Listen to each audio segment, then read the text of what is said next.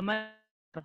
Nah, secara fisiografi sendiri, menurut Van Bemmelen, dia masuk pegunungan vulkanik quarter yang berada di Jawa bagian timur yang termasuk dalam kelompok pegunungan Ijen.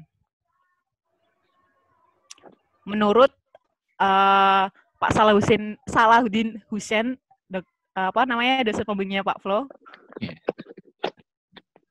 Kemudian, untuk geologi regional kita pakai peta geologi regional menurut ESDM tahun berapa nih? Tahun 2007. Nah, secara stratigrafi sendiri,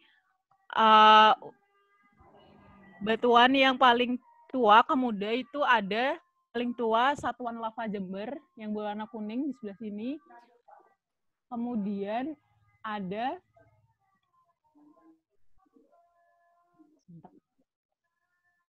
agak susah pakai drawing. Ditunjuk kamu yang bentar. Ditunjuk aja nggak apa-apa. Ah iya Pak.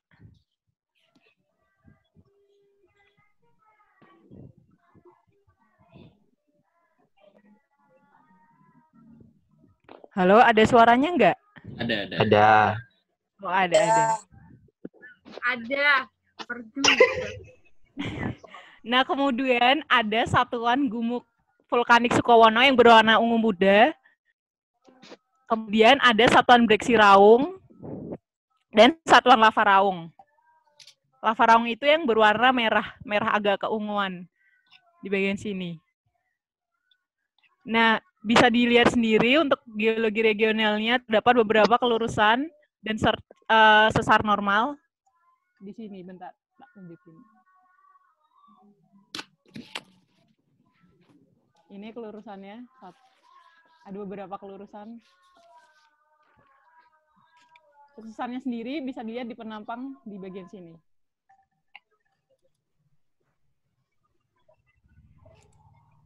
Kemudian next. Nah, ini untuk geokimia dan geofisika Gunung Raung kami ambil dari ISDM juga. Untuk geokimianya sendiri, dia ada beberapa unsur kimia yang menyusun batuan basalt dan andesit di Gunung Raung. Bisa dilihat sendiri dari tabel yang sebelah kiri atas.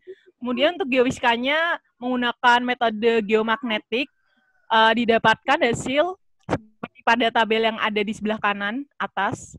Nah, untuk GT6 dan GT7, diindikasi ada anomali magnetik yang disebabkan karena adanya sesar yang tadi saya tunjukkan itu. Nah, untuk penampangnya sendiri, kira-kira anomalinya itu berada di sebelah sini. Seperti itu. Kemudian next saja. Nah, untuk tipe erupsi Gunung Raung ini termasuk tipe erupsi A karena dia aktif dari tahun 1500-an sampai sekarang. Terakhir erupsi itu 2015. Nah, ini beberapa contoh gambar erupsi yang saya dapatkan dari Wikipedia. Ini yang paling update itu tahun 2015 yang paling kanan ini. Sedangkan yang masih hitam putih itu dari tahun 1900-an. Seperti itu. Nah, ini beberapa sejarah erupsi Gunung Raung yang kami dapatkan juga dari ISDM. Nah, yang letusan paling dasar itu tercatat pada tahun 1586. Kemudian aktif terus dengan beberapa letusan kecil. Ini sampai terakhir tercatat 1989 dan terakhir terjadi tahun 2015 lalu. Seperti itu. Nah, untuk letusan 2015 sendiri, arah letusannya mengarah ke barat laut, ke Jember. Nah, ini morfologi dari Gunung Raung bisa dilihat sendiri, ada pola sungai. Di puncaknya itu dengan pola radial, sedangkan untuk kakinya dia dendritik. Berikut nama-nama sungainya ada Kalistel, Kali Mangarang yang mengarah ke Kabupaten Banyuwangi, Jember, juga Bondowoso. Nah, untuk kalderanya ini dia cukup besar, malah terbesar se-Jawa setelah Tambora, Indonesia. Ada letusan yang pertama kali itu pada tahun 586 dengan daya itu 400 sampai 50 meter dan sangat terjal. FYI juga untuk mendaki di puncak ini itu ada beberapa puncak, ada 4. Untuk kalderanya sendiri harus sampai ke puncak sejati seperti itu. Kemudian next, nah ini untuk tipe letusannya, dia eksplosif, spesifiknya strombolian, material hasil erupsinya berupa hasil primer ya, aliran lava, gas vulkanik beracun, jatuhan piroklastik, lahar, lontaran bom, dan awan panas. Untuk lahar dinginnya kurang begitu mendominasi. Untuk Gunung Raung, dia seringnya mengeluarkan material primer seperti itu. Nah, untuk selanjutnya dijelaskan oleh teman kelompok saya dan di Fahrin sih. Share screen yang kata ini. Oke.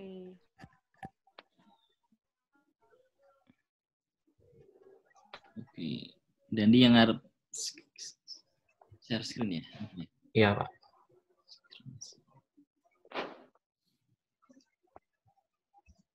Oke, sudah terlihat ya? Sudah. Oke, selanjutnya terima kasih waktunya. Selanjutnya saya akan menjelaskan kawasan rawan bencana pada gunung. Yang pertama, peta yaitu sumber di Kementerian SDM yang dibuat pada tahun 2007. Kemudian pada peta ini juga kita dapat melihat ada 3 jenis KRB dengan warna yang berbeda-berbeda. Di sini peta ini Gunung Raung ini berada pada kompleks dengan Gunung Ijen, termasuk pada Gunung Ijen. Di sini Gunung Ijen sendiri dan ini Gunung Raungnya. Mungkin ada yang punya kenangan dengan Gunung Ijen. Terus juga Gunung Raung ini pada peta ini terlihat 3 kabupaten. Yang pertama ada Kabupaten Banyuwangi di sini, terus juga Jember dan juga Bondowoso. Oke, terus juga dari peta ini kita dapat melihat 3 jenis KRB dengan warna yang berbeda-berbeda. KRB 1 dicirikan dengan warna kuning yang seperti ini, terus juga ada garis putus-putus warna kuning ini. Itu menandakan bahwa zona atau kawasan ini berpotensi terkena hujan abu dan juga lontaran batu dari erupsi dengan diameternya kurang dari 2 cm.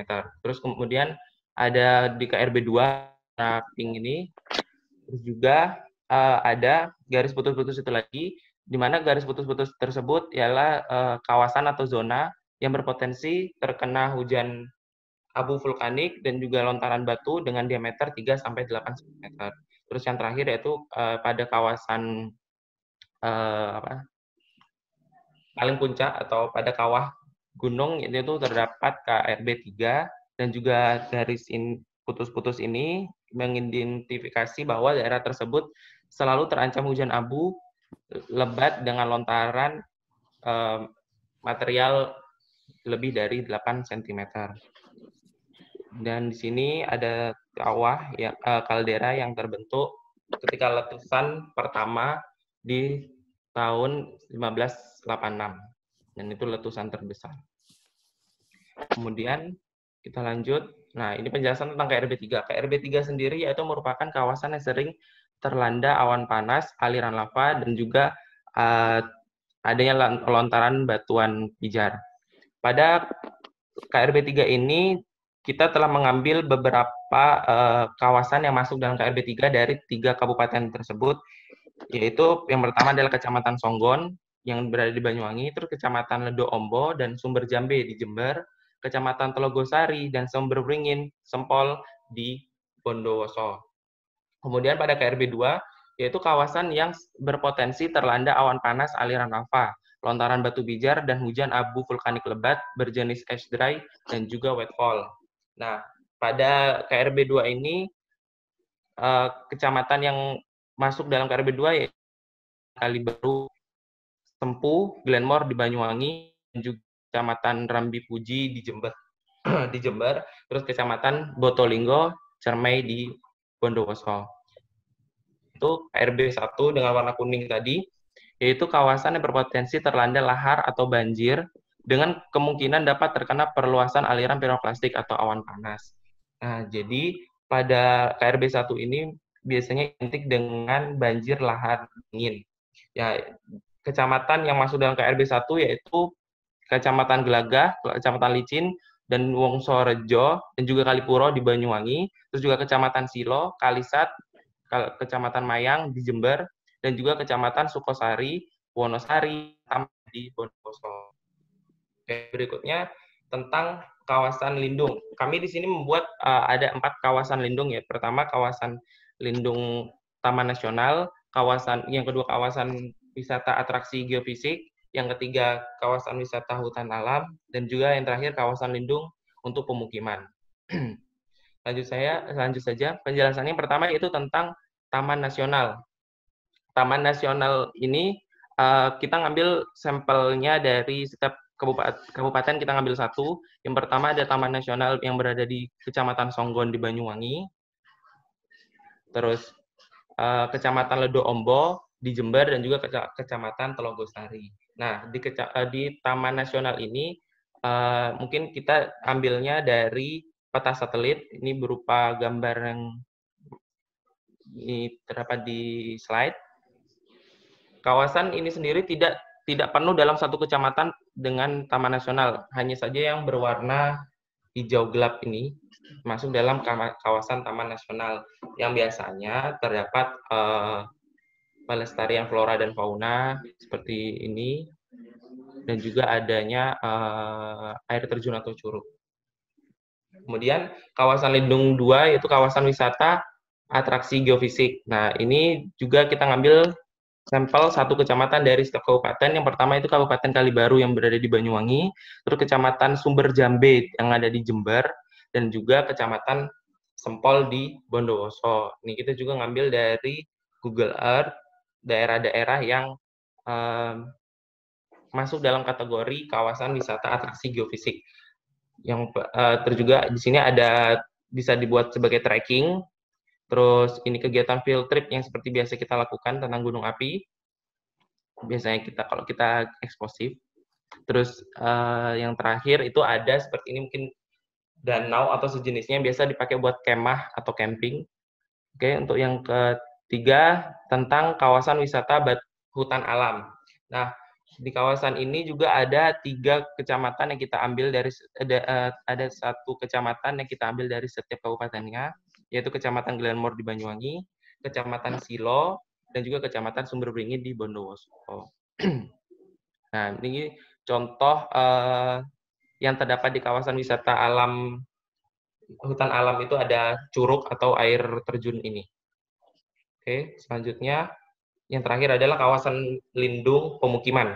Nah, di sini juga kita ngambil kecamatan dari setiap kabupaten, yaitu ada Kecamatan Sempu di Banyuwangi, Kecamatan Ledo Ombo di Jember, dan Kecamatan Sukosari di Bondowoso. Nah, pada slide ini juga ada dua tipe pola pemukiman. Yang pertama berkelompok dan juga ada yang menyebar. Mungkin kami mengindikasi kenapa ada yang berkelompok dan menyebar itu dipengaruhi mungkin dengan adanya jenis lahan dan juga jenis mata pencaharian warga setempat, yang mana biasanya jika yang seperti gambar menyebar ini mungkin rata-rata dengan kegiatannya mata pencaharian sebagai petani. Mungkin kalau yang dengan berkelompok itu mungkin ada bertani dan juga beternak. Oke, selanjutnya ini adalah RT RW dari Kabupaten Banyuwangi yang kita ambil. RT RW mungkin bisa dibaca sendiri. Ini kita berdasarkan peraturan pemerintah daerah di Jawa Timur, khususnya di daerah Banyuwangi. Oke, selanjutnya yang ada 6 poin di sini, yaitu pertama adalah volcanic hazard mapping yang biasa dilakukan oleh para geologis. Ini seperti gambar yang pertama ini. Terus yang kedua adalah monitoring. Monitoring ini dilakukan untuk memantau aktivitas dari gunung api tersebut, yaitu Gunung Raung. Terus yang ketiga adalah Volcanic Disaster Early Warning System, yaitu seperti peringatan dini, seperti gambar ini nomor 3. Terus juga ada perencanaan jalur evakuasi dan infrastruktur Sabodam. Ini seperti gambar nomor 4 ini. Terus juga nomor 5 adalah pembangunan ruang pengungsian, di mana pada gambar nomor 5 ini akan digunakan ketika adanya bencana saja, tidak untuk sehari-hari. Dan untuk menampung korban atau masyarakat yang terdampak bencana. Dan yang terakhir adalah sosialisasi penduduk sekitar, baik berupa informasi tentang gunung tersebut dan juga tentang aktivitas dari gunung tersebut yang berdampak pada kehidupan masyarakat sekitar. Selanjutnya ada review dari KRB dan juga kawasan lindung. Pembagian kawasan rawan bencana pada Gunung Raung yang telah dibuat oleh Mulyono dan kawan-kawan pada tahun 2007, serta pembagian kawasan hutan lindung pada daerah Banyuwangi, Jember, dan Bondowoso telah disesuaikan dengan sebaran material hasil erupsi Gunung Raung beberapa tahun terakhir, serta peraturan daerah setempat. Namun perlu dilakukan revisi kembali dengan mempertimbangkan sebaran material erupsi pada tahun 2015. Jadi peta yang kita tampilkan tadi itu dibuat pada tahun 2007, yang mana itu bukan peta KRB yang terbaru, karena terakhir terjadi letusan itu di tahun 2015. Nah, itu kesimpulannya. Yang pertama ya, Gunung Raung berada pada zona Solo Busur Volcanic Quarter, hasil dari subduksi lempeng Indo, Australia, dan Asia, dengan tipe gunung stratovulkano, dengan terdapat kaldera, dan juga magmanya bersifat intermediate, dan juga tipe erupsinya strombolian. Kemudian, peningkatan aktivitas Gunung Raung ditandai dengan gempa vulkanik dan juga tektonik. Rekomendasi untuk penataan KRB Gunung Raung disesuaikan dengan hasil pemetaan kawasan rawan bencana gunung api dengan mempertimbangkan sebaran produk erupsi yang terjadi dengan radius 1-3 km diperkenankan untuk adanya sebuah pemukiman tersebut karena berbahaya. Terus untuk rekomendasi kawasan lindung, rekomendasi untuk kawasan lindung meliputi taman nasional, hutan alam, wisata atraksi, geofisik, dan juga pemukiman. Terus untuk rekomendasi tata ruang wilayah disesuaikan dengan peraturan daerah Provinsi Jawa Timur, dan juga ada 3 kabupaten tersebut, baik Bondowoso, Jember, dan juga Banyuwangi. Terus yang terakhir yaitu mitigasi, meliputi pemetaan kawasan rawan bencana gunung api yang berupa monitoring, penetapan sistem peringatan dini, terus penggunaan infrastruktur evakuasi dan sosialisasi terhadap warga sekitar. Nah, berikut inilah referensi yang kita gunakan. Sebenarnya banyak, karena kita ngambil gambar-gambar itu dari Google juga. Ini kalau kita masukin nggak muat, jadi ini yang kita rasa penting.